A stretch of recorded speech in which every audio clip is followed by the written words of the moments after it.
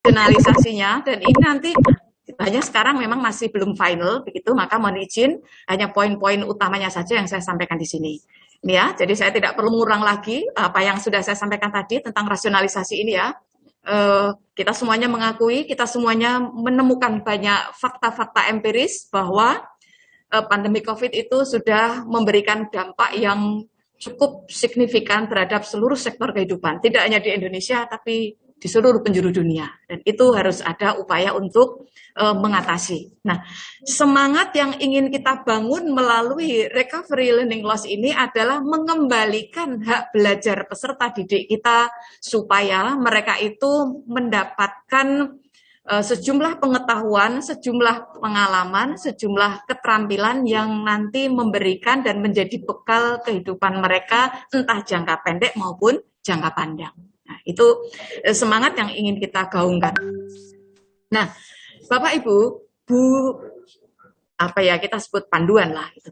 Panduan yang nanti akan kita finalkan, ya, itu nanti tujuannya adalah satu, untuk memandu guru-guru kita melakukan kerja diagnosis atau memandu dalam melakukan diagnosa.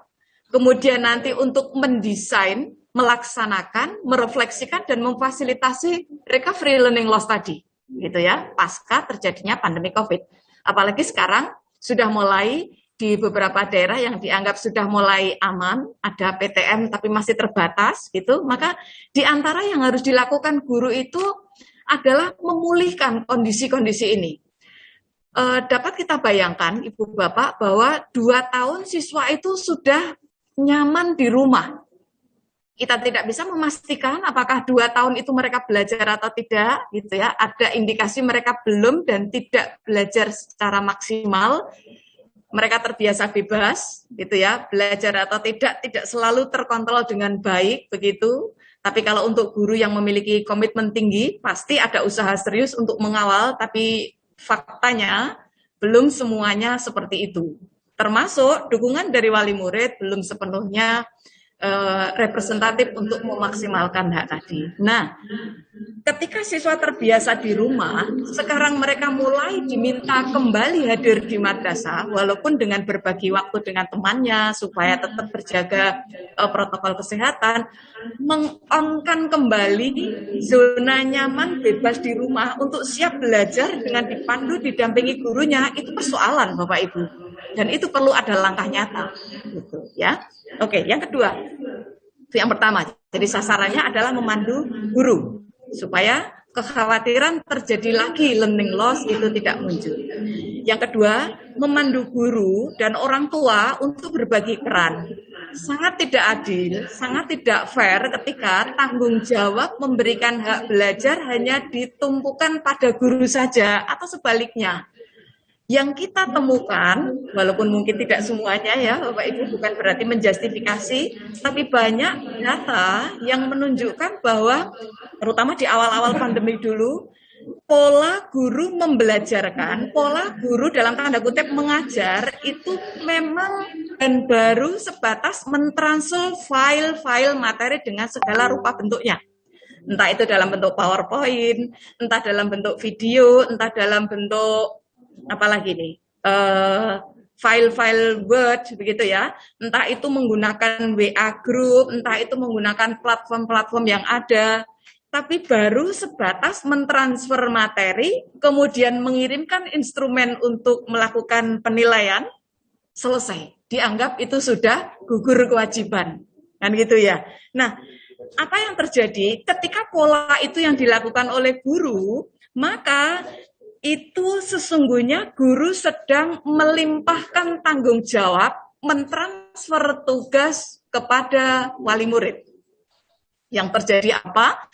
Orang tua atau wali murid itu dalam tanda kutip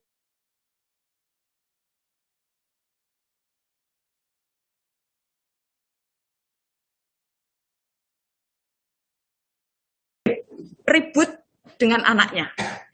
Karena tidak dibuka akses itu atau dibuka tapi kesulitan untuk dijangkau, wali murid bisa membantu, tapi anaknya tidak peduli. Ini persoalan lagi, Bapak Ibu. Nah, kan begitu ya.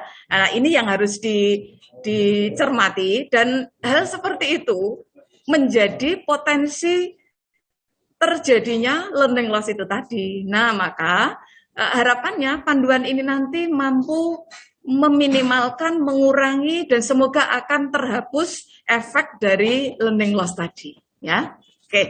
Berikutnya, memberikan informasi kepada para stakeholder, baik di internal maupun eksternal madrasah, supaya support system dan seterusnya, pemantauan, evaluasi terhadap niat dan itikat baik untuk melakukan recovery of learning loss ini menjadi semangat dan komitmen bersama. Tidak hanya guru saja yang kita minta bertanggung jawab, tapi semuanya. Dari pihak madrasah, support sistemnya, gitu ya, dukungan dari wali murid, ini semuanya muncul. Oke, sasarannya kali ini prioritas didahulukan untuk guru dulu, gitu ya, karena Bapak Ibu yang nanti akan berhadapan dengan teman-teman guru di pelatihan tingkat komunitas. Karena tadi ada kontribusi dan peran yang harus diberikan oleh wali murid, maka panduan ini walaupun nanti tidak secara teknis sekali, ini nanti akan ada kemanfaatan untuk wali murid, ya. Oke, baik. Skema dari recovery learning loss itu seperti ini, Bapak Ibu. Kalau saya boleh menggambarkan ini, ya. Guru dengan peserta didik itu terlibat dalam sebuah interaksi pembelajaran, gitu ya. Tanggung jawab dan tugas utama guru adalah memberikan pengalaman belajar kepada siswa atau peserta didik. Adapun peserta didik, haknya adalah mendapatkan pengalaman belajar. Ternyata tadi dari apa yang saya sampaikan ditandai, didapati sejumlah fakta-fakta empiris gitu ya, bahwa telah terjadi dan di situ ada potensi learning loss atau bahkan juga teaching loss begitu. Nyaman WFH, ketika harus kembali ke madrasah bingung gitu. Ya, dan seterusnya. Nah, Bapak Ibu, ketika sudah disadari, dipahami, bahkan ada data-data yang terkumpul bahwa benar-benar learning loss, teaching loss itu terjadi, harus ada komitmen yang disatukan untuk melakukan recovery-nya, gitu ya. Nah, kalau recovery ini menjadi ranah guru, yang perlu dilakukan setidaknya ada 4 tahap, gitu. Yang pertama, yaitu guru seharusnya agak memaksa ini, seyogianya kita perhalus ya, menganalisis kebutuhan pembelajaran. Nah, mohon izin bahwa konteks ini adalah konteks untuk melakukan recovery of learning loss, gitu ya, bukan menganalisis kebutuhan pembelajaran yang reguler saja, tapi include di dalamnya adalah prioritas kita melakukan recovery of learning loss tadi. Setelah guru itu melakukan analisis kebutuhan pembelajaran, tahap berikutnya guru perlu melakukan atau menyusun desain pembelajarannya. Nah, seperti apa nanti? Ketika sudah membuat desainnya tentu desain untuk merecovery learning of loss tadi. Berikutnya adalah melaksanakan pembelajaran yang sudah didesain dengan kesadaran penuh tadi, gitu ya. Kemudian yang terakhir adalah melakukan penilaian. Bagaimana niat baik tadi dengan rancangan yang disiapkan ketika sudah dilaksanakan tercapai tidak targetnya. Nah, itu dia. Nah, dalam hal ini supaya beban tidak hanya tertumpu pada guru yang harus kita harapkan muncul dari orang tua,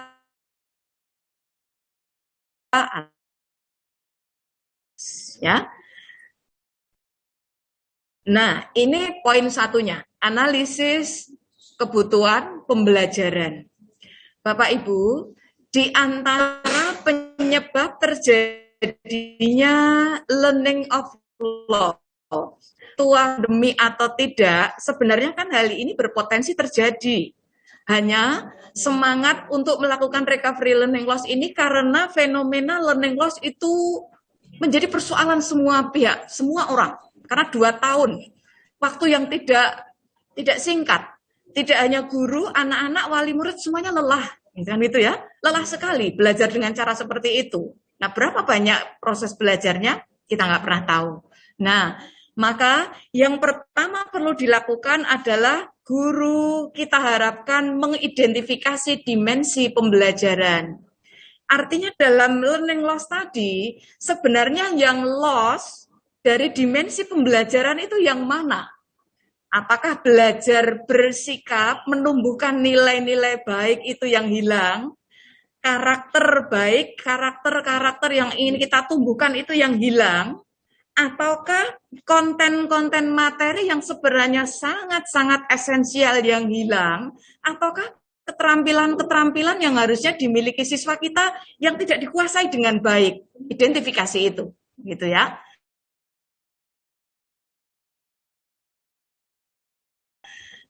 Sehingga ketika melakukan bagian mana dari dimensi pembelajaran yang perlu diprioritaskan untuk dilakukan recovery-nya, pemulihannya, tidak salah, kan begitu ya Bapak Ibu ya. Maka ini bagian dari yang harus dimiliki datanya oleh guru.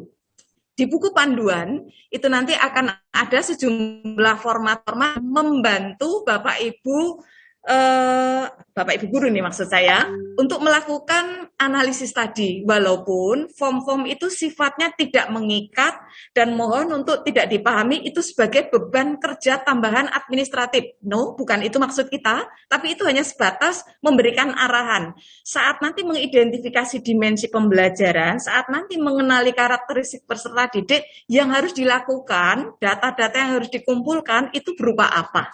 Soal nanti real pelaksanaannya, guru-guru kita itu lebih cerdas untuk menyederhanakan, yang penting substansinya diperoleh. Gitu, ya. Yang kedua, setelah mengidentifikasi dimensi pembelajaran, guru perlu mengenali karakteristik peserta didik. Siswa, peserta didik bisa belajar dengan baik, tidak akan mengalami lagi learning of loss, itu gaya belajar mereka seperti apa, misalnya. Kemudian dari segi ya, yang di ruangan ini mohon izin tidak usah mengaktifkan Zoom-nya. Semoga suara saya cukup terekam dengan jelas itu. Baik, saya lanjut ya.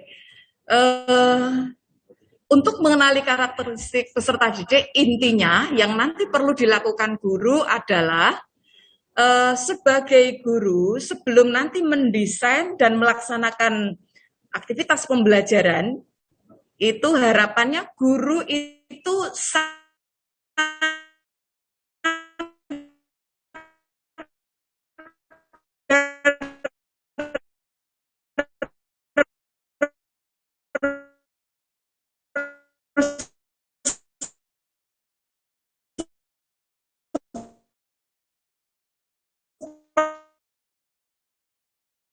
penuhnya, lepas mau pandemi COVID atau tidak, pola pelaksanaan pembelajaran ini mengarahkan guru pada pengenalan terhadap pembelajaran sinkronus dan asinkronus, gitu ya.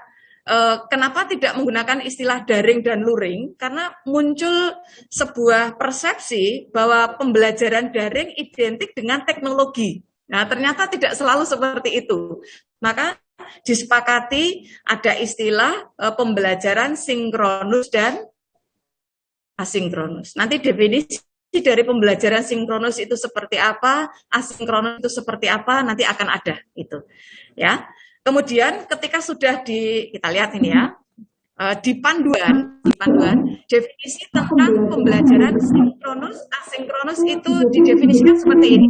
Untuk pembelajaran yang sinkronus, intinya adalah antara guru dengan peserta didik langsung dalam satu waktu bisa terjadi interaksi timbal balik, interaksi dua arah gitu antara guru dengan siswanya. Interaksi langsung itu bisa jadi dilakukan dalam tatap muka klasikal di ruang-ruang belajar satu ruangan yang sama, atau dalam tatap maya. Nah, seperti sekarang ini, kita sedang melaksanakan pembelajaran sinkronus. Bapak Ibu yang ada di Semarang dalam satu hotel, satu ruangan dengan saya berarti menggunakan pola pembelajaran sinkronus tatap muka klasikal langsung. Sedangkan Bapak Ibu yang bergabung secara virtual, kita melaksanakan pembelajaran sinkronus tapi melalui tatap maya. Nah, besok guru-guru kita itu akan berpotensi untuk melaksanakan pembelajaran dengan pola ini. Yang satu lagi adalah pembelajaran asinkronus. Dalam pembelajaran asinkronus itu, kecenderungannya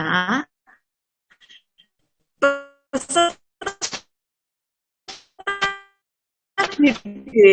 bisa sih guru yang mengerahkan guru dalam sesi pembelajaran sinkron, atau gurunya mengirimkan tugas-tugas gitu ya dengan instruksi atau arahan yang jelas, siswa melaksanakan tugas, kemudian ketika perlu ada konfirmasi, siswa diberi kesempatan dan diberi ruang untuk melakukan interaksi itu, tapi waktunya sesuai dengan kesempatan. Sebagai contoh, pada masa pandemi kemarin, belajarnya siswa itu ketika memungkinkan sarananya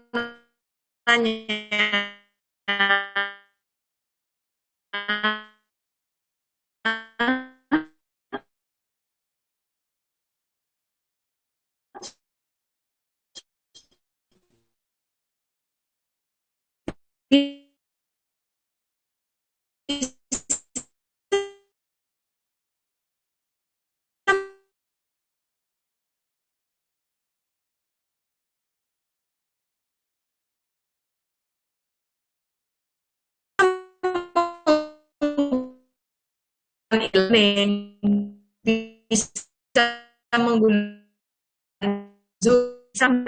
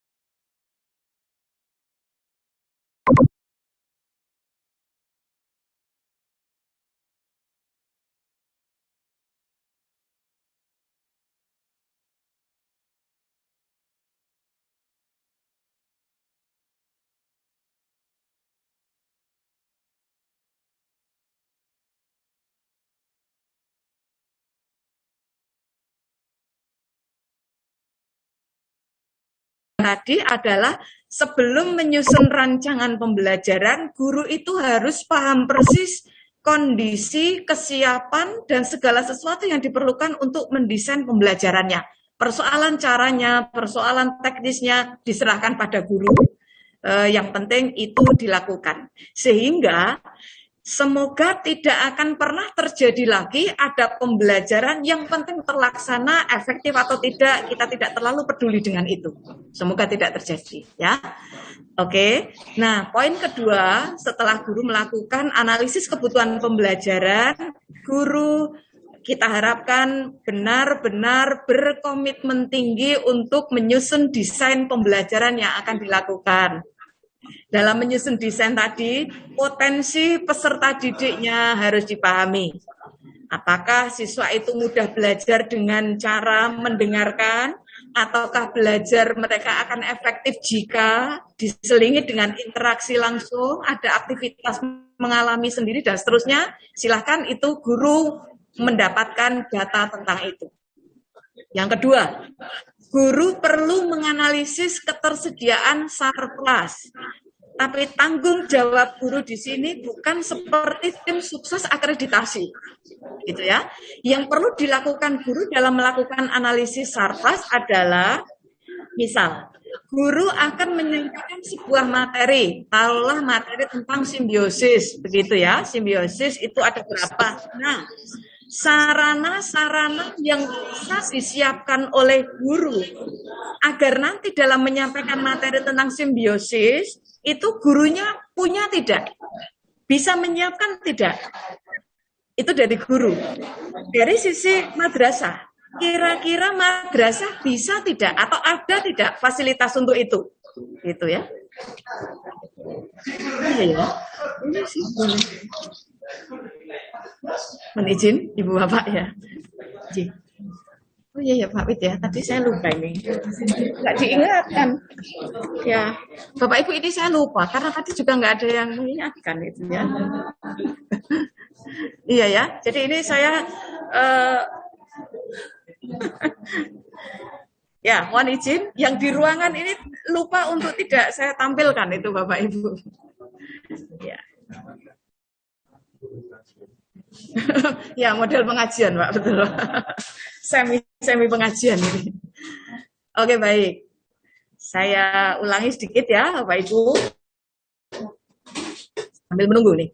Jadi kita sampai pada tahap kedua yang perlu dilakukan oleh guru dan itu dipandu dalam buku panduan, ya. Saya ulangi ya. Yang pertama adalah menganalisis potensi peserta didik. Artinya guru sebelum mendesain rencana pembelajaran harus sadar betul yang akan dihadapi, yang akan diberikan hak belajarnya itu siswa yang seperti apa, gitu ya. Kemudian yang kedua, alhamdulillah sudah oke. Menganalisis ketersediaan sarpras tadi, intinya adalah guru untuk bisa mentransfer sejumlah pengetahuan atau keterampilan, membekali siswa akan hak-hak mereka dalam pembelajaran, itu perlu support sarpras. Tapi sarprasnya bukan seperti identifikasi saat mau akreditasi, melainkan seperti yang tadi saya sampaikan. Dari madrasah ada kesiapan sarpras apa? Supaya semua materi bisa tersampaikan secara efektif. Kan begitu. Dari guru, kalau sarpras madrasahnya minimalis, bisa nggak melengkapi?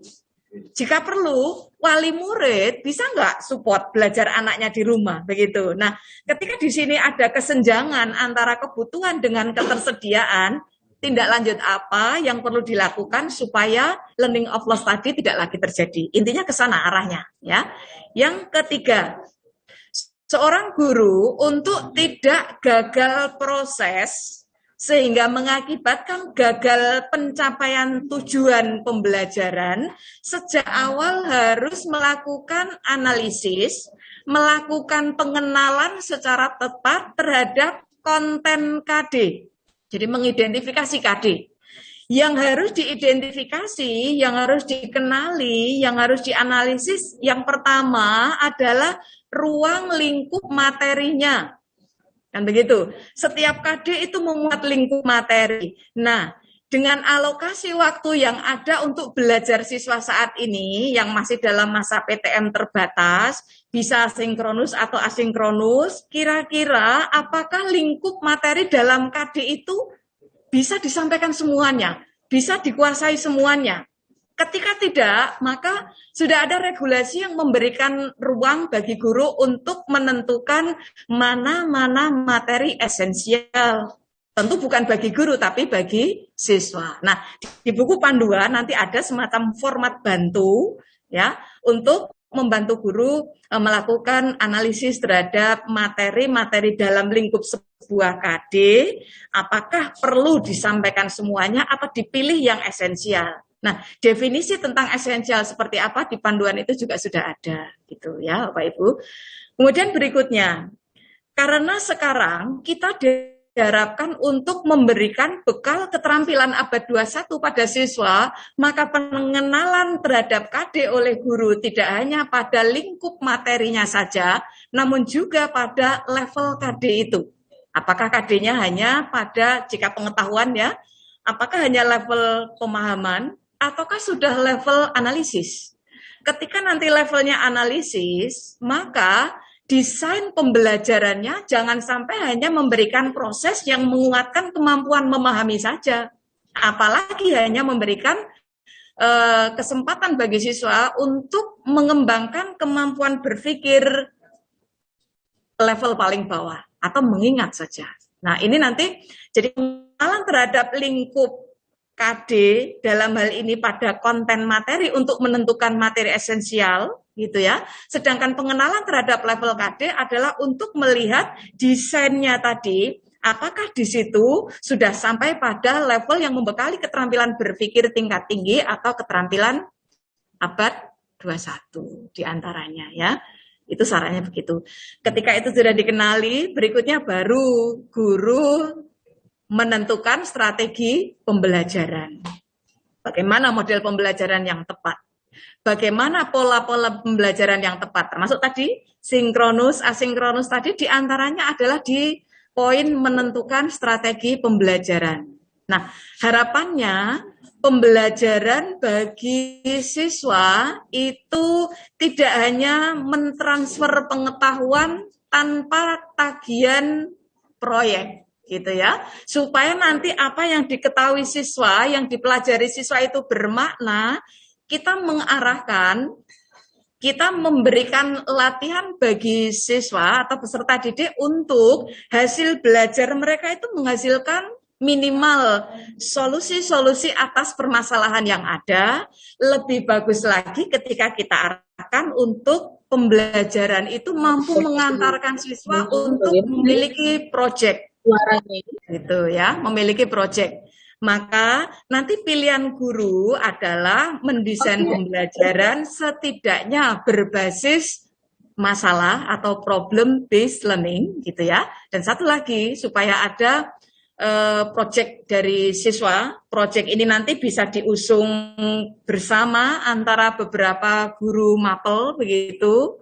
Kalau untuk jenjang tentu ini tidak masalah karena sudah ada integrasi pembelajaran tematik dengan muatan-muatannya gitu. Tinggal nanti guru di dalam rancangan pendistribusian alokasi waktunya memberikan slot bagi peserta didik untuk memiliki proyek, entah proyek kelompok ataukah proyek kelas. Tapi bahwa tren pembelajaran saat ini tidak hanya berhenti pada transfer of knowledge saja, tapi harus sudah sampai pada memberikan keterampilan, mengidentifikasi persoalan, mengidentifikasi permasalahan kontekstual bagi mereka, gitu ya, memberikan alternatif solusinya, dan mengeksekusi solusi yang dilakukan. Di antaranya begitu ya, Ibu Bapak. Nah, ketika rancangan yang disiapkan guru sudah seperti itu, maka keterampilan abad 21 sudah otomatis akan muncul di dalamnya. Semua rancangan itu nanti akan dituangkan dalam dokumen RPP. RPP-nya tidak usah RPP berlembar-lembar tapi tidak bermakna. Seandainya guru menyusun RPP dengan merujuk pada SE Mendikbud ya nomor 14 itu, di sana dinyatakan bahwa membuat RPP itu bisa kok disederhanakan gitu. Bukan RPP satu lembar ya Ibu Bapak, tapi RPP yang disederhanakan dengan 3 prinsip. 1, efektif, 2, efisien, dan 1 lagi berorientasi pada peserta didik. Mau 1 lembar silahkan. Yang penting dengan 1 lembar itu efektif, efisien, dan orientasinya adalah pada peserta didik. Mau 2 lembar silahkan. Tapi jangan sampai 10 lembar tapi tidak berorientasi pada peserta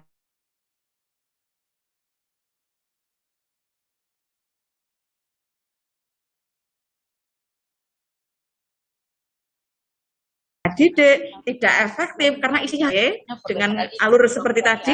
Berikutnya guru perlu melakukan kalau ini rancangan penilaiannya nanti seperti apa. Itu pada tahap kedua. Berikutnya Ibu Bapak, nah ini semacam apa ya skema begitulah. Skema nanti guru ketika akan menyusun rancangan pembelajaran itu yang pertama ini ya. Melakukan analisis potensi peserta didik, tadi sudah kita sampaikan ya, kemudian melakukan analisis KD-nya, mohon maaf, ini keliru, ini di sini menentukan materi ini Bapak Ibu. menentukan lingkup materinya. Saya edit dulu.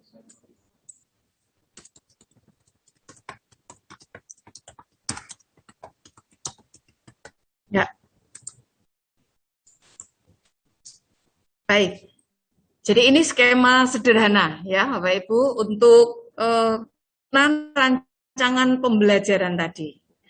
Melakukan analisis terhadap potensi peserta didik, kemudian analisis KD-nya tadi untuk keperluan menetapkan tujuan pembelajaran dari tiap pertemuannya, kemudian menentukan materi pembelajaran untuk tiap sesi pertemuan tersebut, kemudian menentukan strategi membelajarkan yang efektif, berikut langkah-langkah kegiatan pembelajarannya. Nanti di sini guru tentu memerlukan sejumlah alat, media, atau sumber-sumber pembelajaran pendukung, ya. Dan ketika sudah dilaksanakan, maka nanti guru perlu merancang penilaiannya. Dan itu nanti ada dan termuat dalam dokumen RPP, gitu ya. Oke.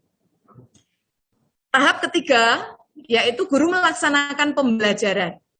Setelah guru menyusun kegiatan pembelajaran, Ibu Bapak, kegiatan pembelajaran tersebut nanti harus berdasarkan RPP-nya, gitu ya. Atau kita menggunakan bahasa sederhana begini.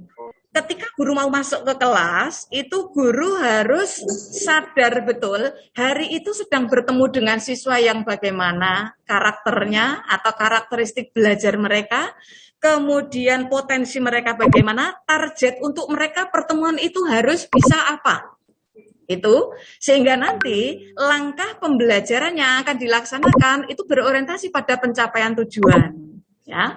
Dan di akhir guru nanti akan melaksanakan penilaian untuk mengukur apakah tujuan yang ditetapkan itu tercapai atau belum. Itu. Nah, misi yang ingin kita laksanakan dalam upaya recovery learning of loss ini adalah menumbuh kembangkan pendidikan karakter dan itu terintegrasi di dalam proses pembelajaran, gitu ya. Termasuk tadi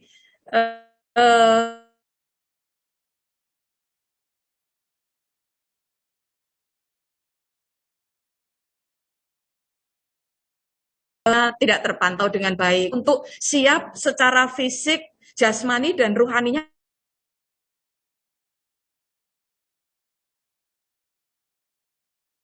juga psikis siswa, gitu ya.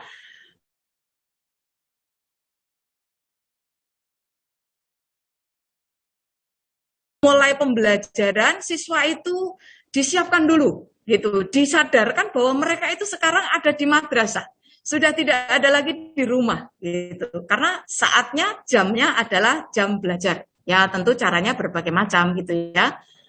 Dan seterusnya. Itu yang nanti perlu ditumbuh kembangkan.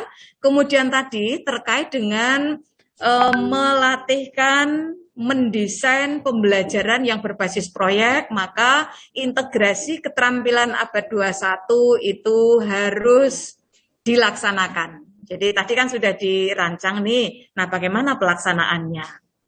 Itu jangan sampai dirancang dalam perencanaan, RPP-nya sudah bagus ketika dibaca, tapi pelaksanaannya tidak menggambarkan itu. Atau sebaliknya, RPP-nya tidak istimewa, tidak memberi gambaran apapun, tapi pembelajarannya sudah memberikan penguatan-penguatan yang diperlukan. Nah, kita berharap antara plan dengan do-nya itu bisa selaras, ya. Nah, ini tadi mengarahkan pada pembelajaran berbasis proyek. Ketika pembelajaran berbasis proyek, ini sebenarnya kan semangatnya adalah memberikan kesempatan bagi siswa untuk mendapatkan pengalaman belajar secara maksimal. Maka nanti pasti ada kerja atau belajar secara kolaboratif, gitu ya Bapak Ibu ya, membangun keterampilan dan kemampuan berkomunikasi, bagaimana menganalisis sebuah permasalahan dan seterusnya, itu bagian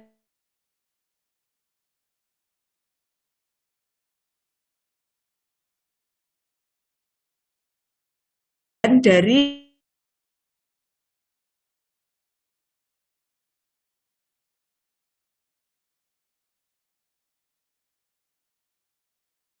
keterampilan diinternalisasi dalam sebuah satuan pendidikan gitu untuk merancang pembelajaran berbasis proyek yang diusung oleh beberapa guru mapel.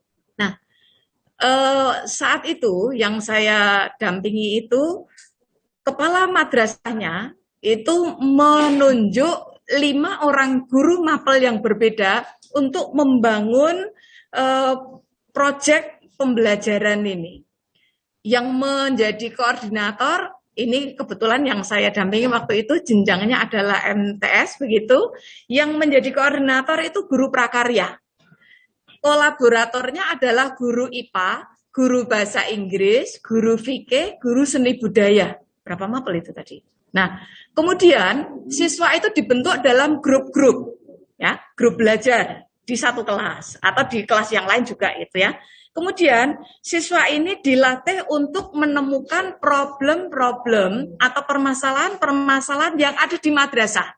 Boleh juga permasalahan di lingkungan rumahnya. Salah satu problem yang ditemukan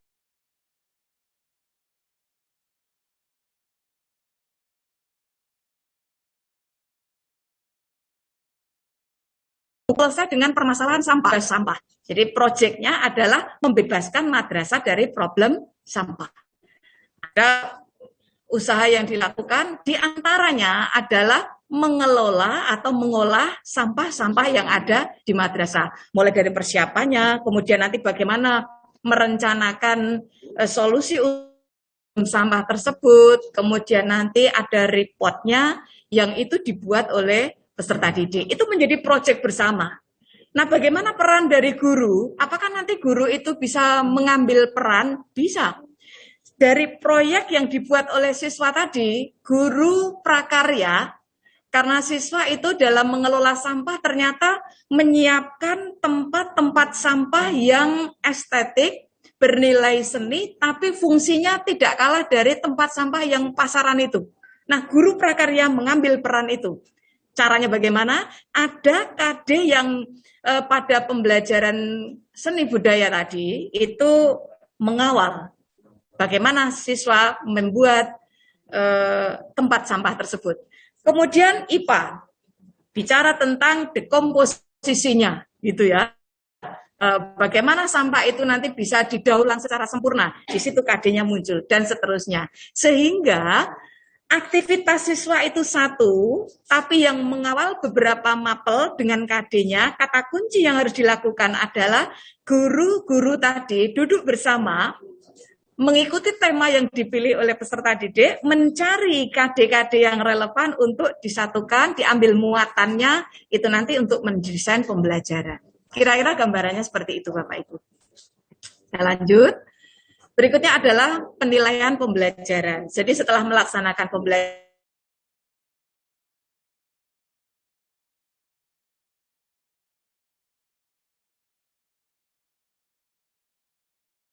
diagnosis yang harus dilakukan.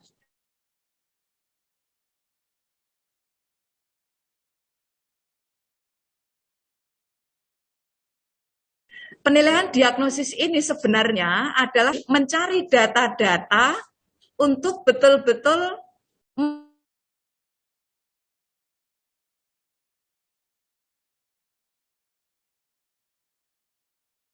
mengetahui dan memastikan apakah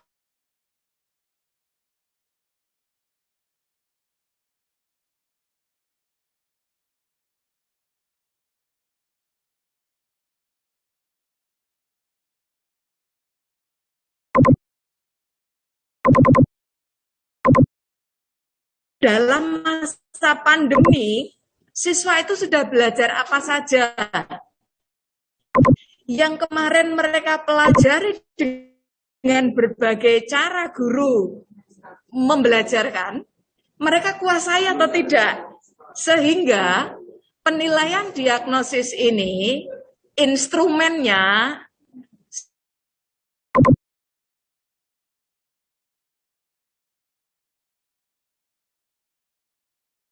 soal-soal yang nanti diberikan untuk dikerjakan ketika muncul persoalan, ada kesenjangan antara yang seharusnya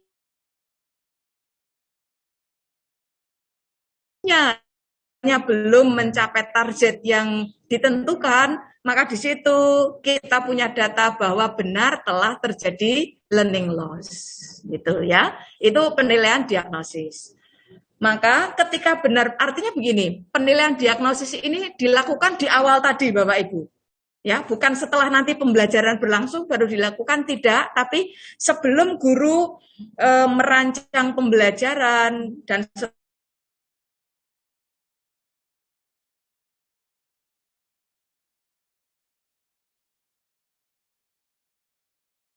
seterusnya, letak loss-nya materi-materi yang harusnya dimiliki siswa atau dipelajari siswa dengan baik tadi dengan data nilainya rendah, kan begitu ya, maka dirancanglah desain pembelajaran tadi. Kemudian karena pembelajaran yang dirancang itu kepentingannya adalah untuk melakukan recovery, maka Bapak Ibu nanti guru kita harapkan juga sambil melaksanakan pembelajaran ada penilaian proses. Jadi seiring dengan berlangsungnya aktivitas pembelajaran, guru perlu melihat bagaimana ini proses pembelajarannya, siswanya bisa belajar atau tidak. Ketika belum belajar, di bagian mana dia belum belajar, bagaimana upayanya. Maka paradigma assessment as learning, assessment of learning itu muncul di sini. Ya, Bapak Ibu ya. Nanti tentu ini perlu dikawal. Buku panduan nanti insya Allah akan memberikan gambaran tentang itu, akan memandu guru-guru kita melakukan hal itu. Dan yang terakhir nanti adalah melakukan penilaian hasil belajar itu. Jadi dari apa yang sudah diidentifikasi mengenai learning loss tadi, kemudian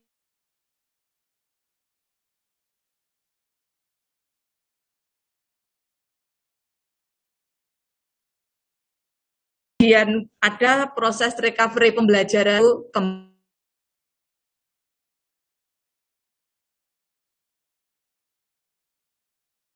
kembali tidak Ibu Bapak.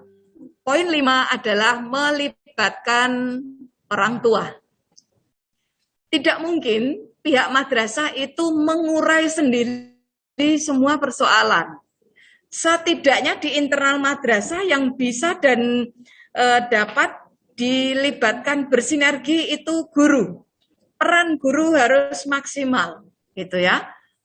Dengan cara yang tadi sudah saya sampaikan. Nah, guru supaya tidak lelah sendiri, madrasah supaya tidak berjuang sendiri, perlu menggandeng wali murid. Kan begitu ya.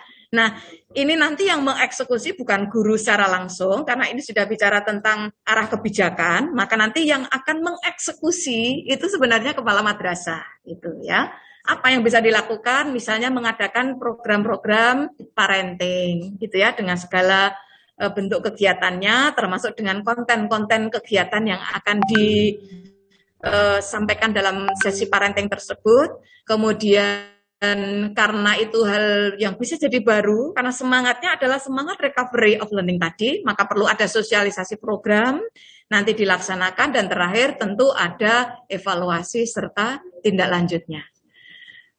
Baik Ibu Bapak, itu gambaran tentang seperti apa panduan kita nanti yang akan kita launching setelah mendapatkan pengesahan dari Pak Dirjen gitu. Itu yang bisa saya sampaikan. Mohon kiranya Bapak Ibu nanti mengambil peran untuk bisa, ini baru awal gitu ya, awal untuk kami menyampaikan informasi ini bahwa kita sedang berproses membersamai proses Bapak Ibu nantinya melaksanakan pelatihan. Ini kita sisipkan. Jadi ini mohon untuk tidak dianggap sebagai sebuah materi yang nanti harus ada LK-nya, nanti menjadi ukuran keberhasilan, bukan itu, tapi ini yang harus dilakukan juga oleh teman-teman guru gitu. Jadi nanti dengan modul-modul yang Bapak Ibu akan latihkan, dengan materi-materi itu mohon bantuannya untuk disisipkan ini. Baik, itu Bapak Ibu yang bisa saya sampaikan. Sekiranya Bapak Ibu memandang dan merasa ada yang perlu untuk didiskusikan, kami persilahkan. Gitu, ya. Izin boleh bertanya, Bu Oh iya, boleh.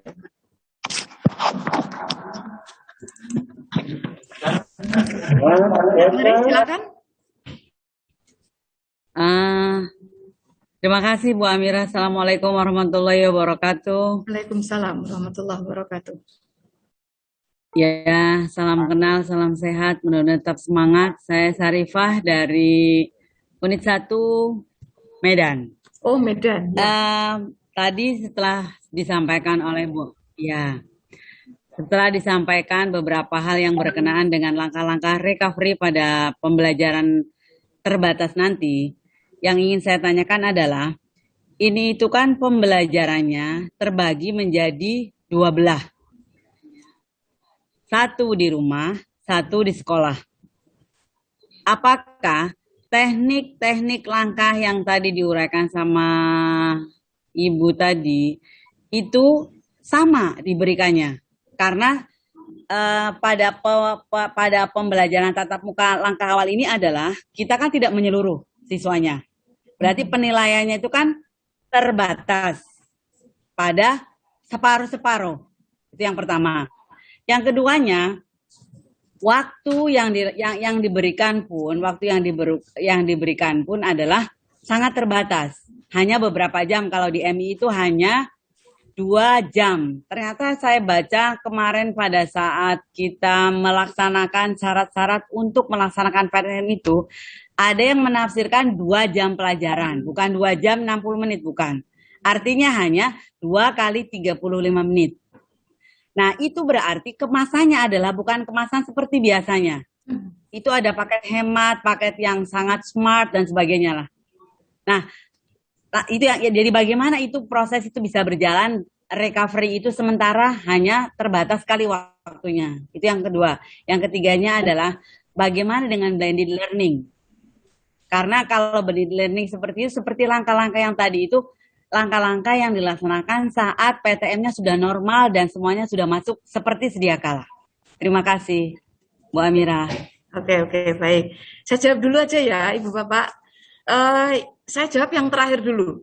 Apakah itu nanti blended learning ataukah tidak gitu ya, Bu Sarifah ya. Bu Sarifah, intinya begini, bahwa guru itu sebelum nanti melaksanakan pembelajaran, entah dengan jam normal ataukah jam darurat, itu dia perlu memiliki pengetahuan awal atau pemahaman awal atau informasi awal siswa itu nantinya bisa belajar itu dalam situasi yang mana.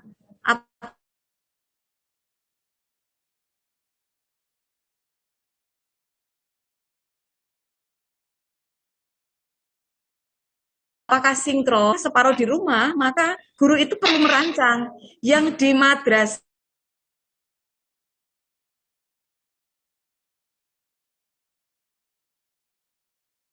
juga sama, punya hak belajar. Maka rancangan guru supaya siswa yang di rumah itu bisa belajar, caranya seperti apa? Saya punya gambaran begini, Bu Sarifah. Ini pengalaman dari sebuah MI, begitu. Cara belajarnya untuk mengamankan siswa itu di Paro tadi, ya. Satu kelas itu siswanya ada 25, 20 karena kebetulan MI yang muridnya tidak banyak begitu ya. 25 itu di split 2. Separuh belajar di rumah, separuh belajar di madrasah bersama gurunya. Nah, saat itu yang diceritakan ke saya, yang di madrasah itu belajar biasa dengan desain pembelajaran langsung dengan guru. Yang di rumah itu diminta menunggu siswa yang belajar di madrasah direkam, divideokan, anak yang di rumah ini nunggui saja video temannya belajar. Nah, ini tidak tepat. Ini tidak tepat begitu, ya. Mengapa? Karena ini yang di rumah ini terabaikan hak belajarnya. Nah, kalau mau nanti siswa itu, karena nanti akan gantian ini pengalaman yang diceritakan ke saya. Jadi siswa yang di rumah ini ketika siswanya taruhlah kelompok A dan B gitu ya. Kelompok A belajar di madrasah bersama gurunya, saat pembelajaran itu direkam, siswa yang di rumah ini menunggu kiriman rekaman video dari guru dan teman-temannya. Dia belajarnya nunggu hasil video tadi. Besok ganti hari, kelompok B gantian ke madrasah, dia direkam belajarnya bersama guru, dikirimkan teman kelompok A yang gantian belajar. Nah, ini kan ada learning loss ini. Karena yang langsung berinteraksi dengan guru itu hanya anak yang sedang belajar di madrasah. Kan gitu ya. Maka kalau seperti ini terjadi, learning loss itu akan terjadi terus gitu. Ya. Lalu bagaimana solusinya? Seyogyanya aktivitas ketika siswa di rumah, berarti itu kan menggunakan pola yang sinkron gitu, asinkronus ya. Siswa itu diberi tugas-tugas untuk belajar mandiri. Misal, nanti ketika ketemu gurunya, dia akan belajar materi A, maka materi tersebut minta untuk dibaca dulu di buku. Kemudian nanti ada lembar-lembar, atau jenengan Bapak Ibu menyebut biasa LKPD begitu ya, lembar kerja untuk membantu peserta memahami bacaannya, diarahkan ke sana. Pemahaman siswa dengan belajar mandiri tadi bisa jadi belum benar, belum tepat. Maka nanti ya reviewnya, penguatannya itu ketika dia hadir ke madrasah. Kira-kira gambarannya begitu Bu Sarifah. Sehingga RPP guru itu, kalau kita bicara RPP-nya, antara yang di rumah dan yang di madrasah itu tetap saja dia didesain supaya tetap belajar dengan pengalaman sesuai situasi yang dihadapi. Apakah ada gurunya yang memandu atau di rumah? Itu yang perlu dilakukan. Lalu apakah ini nanti bisa dilaksanakan? Mungkin tidak semudah diucapkan, gitu ya. Tapi ketika nanti ada komitmen yang sama, bahwa materi tidak harus dipaksakan untuk tersampaikan semuanya. Tadi saya sudah sampaikan itu di awal ya Bu Sarifah ya, dan regulasi yang memberi ruang untuk itu sudah ada.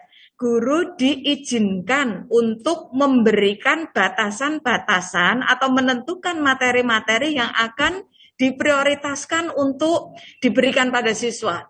Makanya tadi ada bagaimana menentukan materi esensial versi kebutuhan siswa.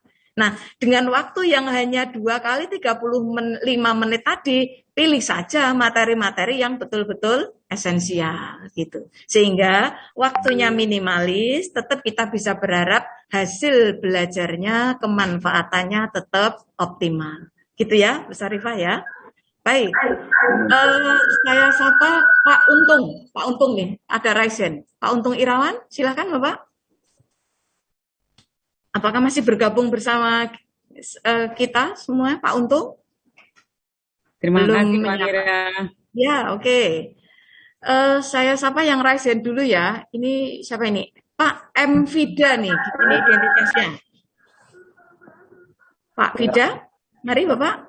Halo, Assalamualaikum. Ya, waalaikumsalam. Terima kasih Bu. Tetap memang lost learning atau yang nantinya menjadi lost generation, ini memang bagi saya ini sebuah lubang besar nanti di kemudian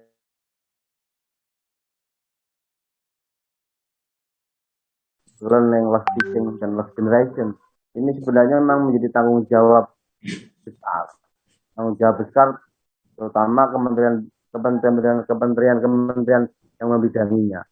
Karena itu menurut saya bahwa memang kita harus melakukan langkah-langkah yang strategis.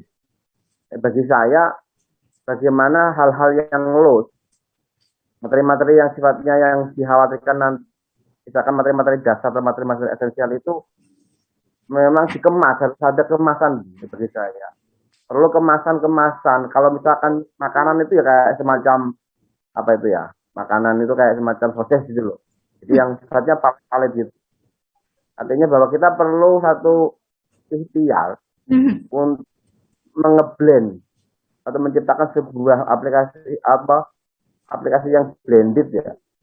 Yang anak itu bisa ya secara mandiri mereka melakukan, tapi kemudian secara guru bisa melakukan monitoring, melakukan tutorial, melakukan apa saja itu.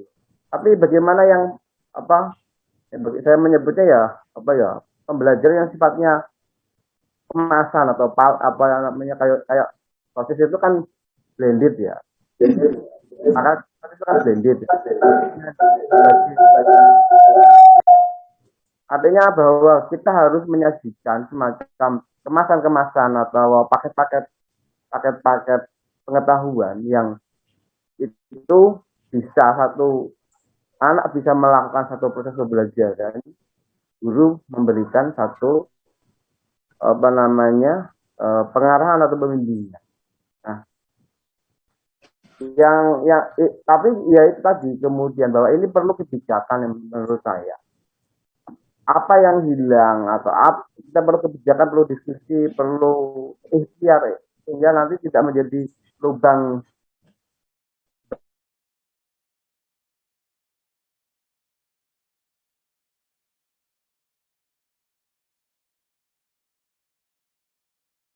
bagi generasi kita valid ya, yang sifatnya.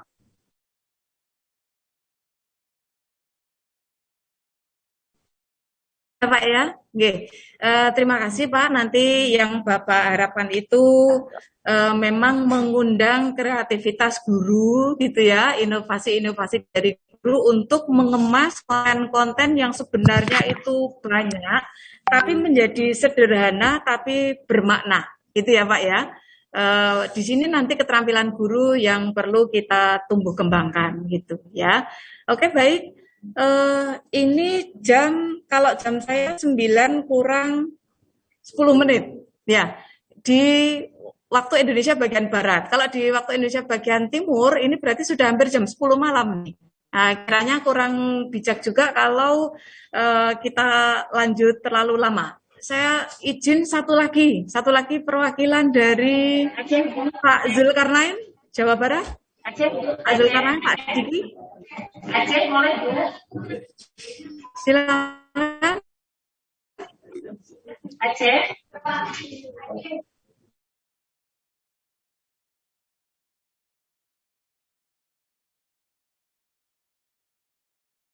Ya, Assalamualaikum warahmatullahi wabarakatuh.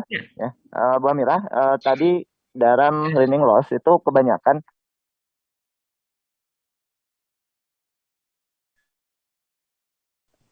hari ini yang kita sadari bahwa konten materi itu bisa kita pilih materi-materi yang esensial gitu.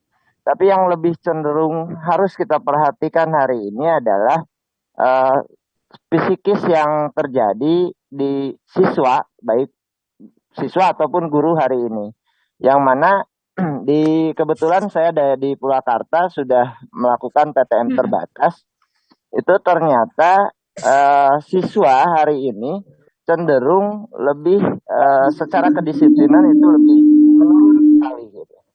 Satu, kedisiplinan, kemudian sikap dan sebagainya itu cenderung banyak yang loss-nya dibandingkan konten materi yang memang masih bisa kita pulah pilih gitu. Nah, itu yang perlu diperhatikan, apa yang memang harus kita kita lakukan yang lebih cenderung ke efektifnya gitu. Ya, terima kasih mungkin itu. Ya, baik. Ini share pengalaman ya Pak Diki ya. Benar sekali Pak, di awal tadi saya sudah sampaikan bahwa guru itu sebelum melakukan recovery perlu mengenali dulu kan begitu ya. Kira-kira yang perlu di recovery itu meliputi apa saja? Apakah hanya pada penguatan materi ataukah jangan-jangan yang lebih mendasar adalah pada persoalan menumbuhkan kembali semangat dan motivasi belajar siswa melalui sejumlah aktivitas. Ya, saya sepakat dengan itu, Pak. PR pertama tadi sudah saya berikan banyak ilustrasi, bahwa peserta didik itu memang dari belajar di rumah dengan segala kondisi dan kesiapan mereka harus kembali hadir ke madrasah. Ini persoalan, saya sepakat dengan itu. Begitupun Bapak Ibu yang lain.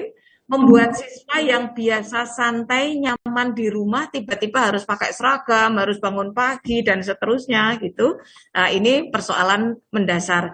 Artinya Pak, kita sepakat sebelum bicara materi itu, menyiapkan psikis itu harus didahulukan. Gitu. Dan tidak hanya di bagian awal, nanti seiring dengan berlangsungnya pembelajaran untuk merecovery tadi, penguatan karakter itu harus selalu kita tumbuh kembangkan. Itu ya Pak Diki ya. Terima kasih Pak untuk share pengalamannya. Ibu Bapak mohon izin ini kalau Bapak Ibu berkenan kita sudahi sesi ini karena sekali lagi ini baru informasi awal. Kemarin dalam diskusi dengan tim, insya Allah kalau memang Bapak Ibu memandang perlu, kita nanti akan lakukan semacam sesi pembekalan lah gitu ya, pembekalan ketika nanti panduannya sudah final ya.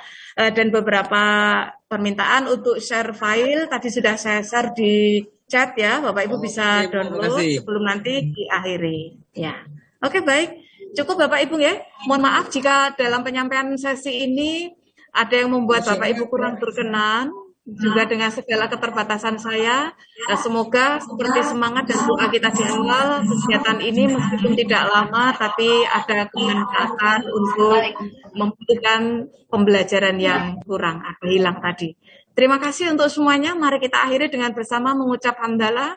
Alhamdulillahirabbil alamin. Terima kasih untuk Bapak Ibu yang sudah